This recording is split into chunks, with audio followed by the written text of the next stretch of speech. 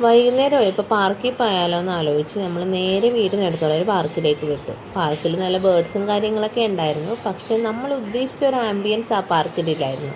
നമ്മൾ ഉദ്ദേശിച്ച ആംബിയൻസ് എന്താണെന്ന് ഞാൻ വഴിയെ പറഞ്ഞു തരാം.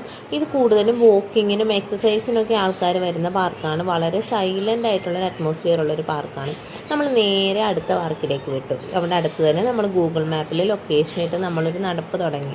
കുറച്ച് നടന്നു, പിന്നെ കുറച്ച് നേരം സയാന എടുത്തു. അങ്ങനെ നമ്മൾ അവസാനം പാർക്കിലെത്തി. ഇതാണ് പാർക്ക്. നമ്മൾ ഉദ്ദേശിച്ച ആംബിയൻസ് എന്താണെന്നല്ലേ, അത് ഞാൻ വഴിയെ പറഞ്ഞു തരാം. ഇതും ആൾക്കാർ കുറച്ചുകൂടെ വോക്കിങ്ങിനൊക്കെ വരുന്നുണ്ട്. പ്ലസ് ഈ കാണുന്നതാണ് കേട്ടോ ഞാൻ പറഞ്ഞ ആംബിയൻസ്. നമ്മൾ കുറച്ചുകൂടെ റൈഡ്സ് വേണമായിരുന്നു. നമുക്ക് സയാനെ ഒന്ന് എൻഗേജ് ചെയ്യിപ്പിക്കാൻ എന്തെങ്കിലുമൊക്കെ റൈഡ്സിലൊക്കെ കയറ്റണം എന്നുണ്ടായിരുന്നു. അതുകൊണ്ടാണ് കേട്ടോ, അത് അന്വേഷിച്ചാണ് നമ്മൾ വന്നത്. കണ്ടോ, ആൾക്കാർ എക്സസൈസും കാര്യങ്ങളിലൊക്കെ വരുന്ന പാർക്കാണ്. നല്ലൊരു അറ്റ്മോസ്ഫിയറുള്ളൊരു പാർക്കാണ്. അവിടെ കുറേ നേരം ഓടിക്കളിച്ചും ചിരിച്ചും രസിച്ചൊക്കെ നമ്മൾ കുറച്ച് നേരം സ്പെൻഡ് ചെയ്തിട്ട് നമ്മൾ തിരിച്ച് വീട്ടിലേക്ക് പോകുന്നു കേട്ടോ.